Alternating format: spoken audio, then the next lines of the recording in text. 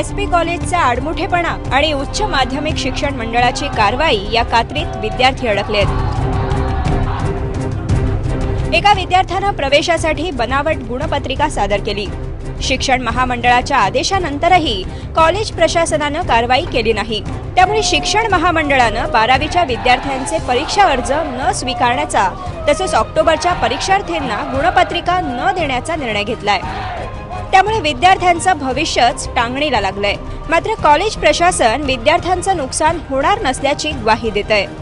Fake marksheet देण्याच्या विषयात आमचा काही संबंध नाही। कोर्टाने तसं हायकोर्टाने हे केलेलं आहे, कारण मुळात आमच्या ताब्यात मार्कशीट 12 वाजता येतात, आम्ही 1-1.5 वाजता देऊन मोकळं करतो।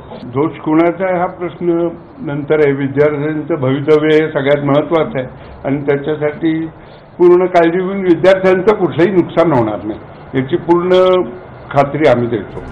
एसपी कॉलेजच्या कनिष्ठ विभागाची मान्यताच 12वी बोर्डानं रद्द केली आहे। कॉलेज प्रशासनाचा ढिसाळपणा अनेकदा समोर आलाय। त्यामुळे शिक्षण महामंडळ कारवाईसाठी आक्रमक झालंय।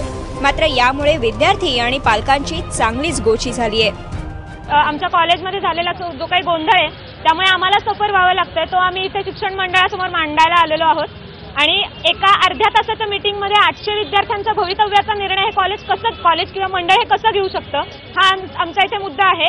एका छोट्याशा त्या घटना जी घडून गेली त्याचा निकालही झालेला आहे। आता त्याच्यावरनं इथे 800 विद्यार्थ्यांचं भवितव्य धोक्यात आलेलं आहे। हा शिक्षण मंडळाचा निर्णय अत्यंत चुकीचा आहे आणि त्यामुळे आम्ही आता अभ्यास करणं अपेक्षित आहे। खरं म्हणजे त्या वेळात आम्हाला इथे येऊन आंदोलनं करावी लागतात। कॉलेज प्रशासनाच्या अडेलतट्टूपणाला शिक्षण महामंडळानं कारवाईनं उत्तर देण्याचं ठरवलंय। हे सगळं खरं असलं तरी महामंडळाच्या निर्णयानं होणारं निष्पाप विद्यार्थ्यांचं नुकसान कसं भरून निघणार हा प्रश्न अनुत्तरितच आहे। शिक्षण प्रसारक मंडळी जरी असं म्हणत असतील की विद्यार्थ्यांचं नुकसान होऊ देणार नाही, तरी हे नुकसान होऊ नये यासाठी त्यांच्याकडून नक्की काय पावलं उचलली जाणार हा प्रश्न मात्र अजूनही अनुत्तरित राहिलेला बघायला मिळतोय। कॅमेरामॅन राजेश बिडकर सह भक्ती बिसुरे, एबीपी माझा, पुणे।